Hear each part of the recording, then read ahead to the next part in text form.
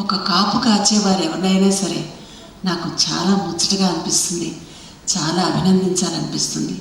నేను అదే స్ఫూర్తితో అనితని మనస్ఫూర్తిగా అభినందిస్తున్నాను.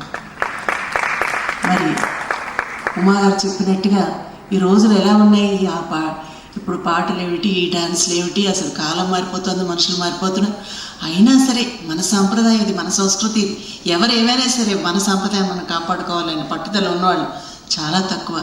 ఆ అమ్మాయికి అలాంటి పట్టుదల రావడం, ఇలా చేయడం నేను ఎప్పుడూ అనుకుంటూ ఉంటాను. చాలామంది భరతనాట్యానికి కూచిపూడి నాట్యానికి ఏమిటంటే అసలు కొంతమంది కూచిపూడి భరతనాట్యం అంటారు, అట్లా అనమాట. అంటే రెండింటికి తేడా తెలీదు. అటువంటి వాళ్ళకి అసలు కూచిపూడి హిస్టరీ ఏమిటి చాలామందికి చాలా బయటకు చెప్పరు, కానీ చాలా డౌట్స్ ఉంటే ఇప్పుడు మాలాంటి వాళ్ళు చేసినా కూడా ఉన్న సమయం డ్యాన్స్ బ్యాలే చేయడానికి సరిపోతుంది, ఇవన్నీ చెప్పడానికి కూడా ఉండదు. అటువంటప్పుడు ఆవిడకి ఆలోచన రావడం, ఈ కాన్సెప్ట్ అనేది ఆ అమ్మాయికి తోచడం అనేది చాలా సంతోషించదగిన విషయం. నిజంగా నేను ఏదైతే అనుకున్నానో నాకు చాలా రోజులుగా నేను నారాయణమూర్తితో కూడా అన్నాను, నారాయణమూర్తి నాకు కూచిపూడి గురించి ఒక ఇది చేయాలని ఉంది, మనం రాయాలి, శాస్త్రి చేతని మ్యూజిక్ చేయిస్తాను అంటే అనుకున్నాం, కానీ జరగలేదు. అనిత ఇలా చేయడం చాలా చాలా సంతోషంగా ఉంది. చక్కగా చాలా బాగా రాశాడు నారాయణమూర్తి. శాస్త్రి ఇవి చెప్పక్కర్లేదు, ఆయన మల్టీఫేస్టెడ్ టాలెంట్ గురించి.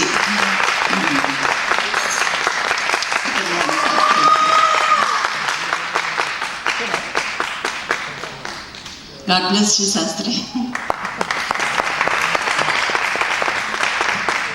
కొన్ని ఘట్టాలు చాలా హృదయంగా చిత్రీకరించారు. ముఖ్యంగా అంటే అసలు ఎలా స్టార్ట్ అయింది, ఎలా క్రమేణా వచ్చిన మార్పులు, ఇప్పుడు ఇంక చివరికి ఎక్కడ అలా నిలబడింది అన్నది చాలా బాగా తీసుకొచ్చారండి, స్టెప్ బై స్టెప్. చాలా అంటే అన్నీ బాగున్నాయి, అన్ని సన్నివేశాలు కూడా పిల్లలందరూ కూడా చాలా బాగా చేశారు. వారు చెప్పినట్టుగా ఏదో గురువుగారు చెప్పారు మనం చేద్దాం, ఆడియన్స్ చూస్తారు అన్నట్టు కాకుండా ప్రతి వాళ్ళు ఆ ఫీల్ అవుతూ చేశారు. ఆ ఫీల్ మనం చూడగలిగిన వాళ్ళని, చిన్న క్యారెక్టర్ అయినా సరే.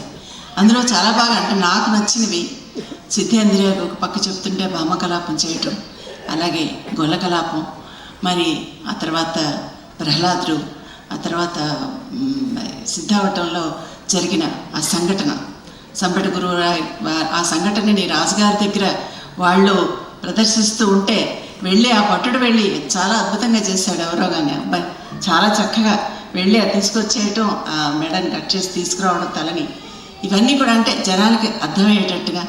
ఆ తర్వాత వచ్చేటప్పటికి మరి మా గురువుగారి క్షీరసాగర మదనం, మహేశ్వరి మహాకాళి, ఇవన్నీ అంటే మనం ఇప్పుడు వాళ్ళు చూడలేదు, ఇవన్నీ నేను చూసి ఉండొచ్చు బహుశా.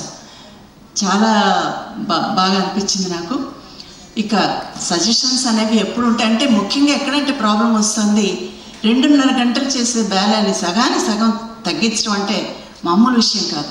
కానీ ఎక్కడ కూడా ఆవిడ కథకి ఎక్కడ భంగం కాలే, ఎక్కడ ఈ మన కూచిపూడి చరిత్రకి ఎక్కడా తేడా రాకుండా అయ్యో ఇదేమిటి ఇది చేయలేదు, ఎక్కడో క్షేత్రయ్య జయదేవుడు అలాంటివి వదిలేసి ఉండొచ్చు, ఎక్కడ ఆ చైన్లో మాత్రం తేడా రాకుండా చేయటం అనేది, ఎడిట్ చేసుకుంటూ రావడం అనేది చాలా గొప్ప విషయం.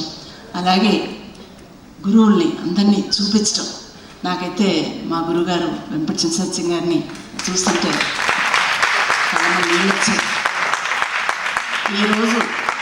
ఈరోజు మీ ముందు ఇలా నిలబడి మాట్లాడగలుగుతున్నామంటే మా గొప్పతనం ఏం లేదు, చూపించారు కదా ఆ గురువులు. వారందరికీ కూడా మనస్ఫూర్తిగా ఎప్పుడు ఏ ప్రోగ్రాం చేసినా, ఏ విష్ణు సహస్రనామం చేసినా, సిబిసి ఛానల్లో సాధన చేసినా ముందు ఆ నటరాజ స్వామికి, తర్వాత ఆ గురువులందరికీ, ఎందుకంటే వారు పెట్టిన భిక్షను ఈరోజు మీ ముందు ప్రదర్శిస్తూ మేము కరవతాళ ధ్వనులు అందుకుంటున్నాం. వారికి మీరు సదా పెట్టుకొని వారందరినీ ఇలా చూపించడం అంటే ఆ కాన్సెప్ట్ ఇట్లా ఇక వారిని ఇక్కడ తేలేరు కదా, అందుకనే ప్రొజెక్షన్లో తీసుకురావడం, ఇవన్నీ కూడా చాలా బాగున్నాయి. ఈ నృత్య నాటికని పూర్తిగా అంటే ఫుల్ ఫామ్లో అన్ని చోట్ల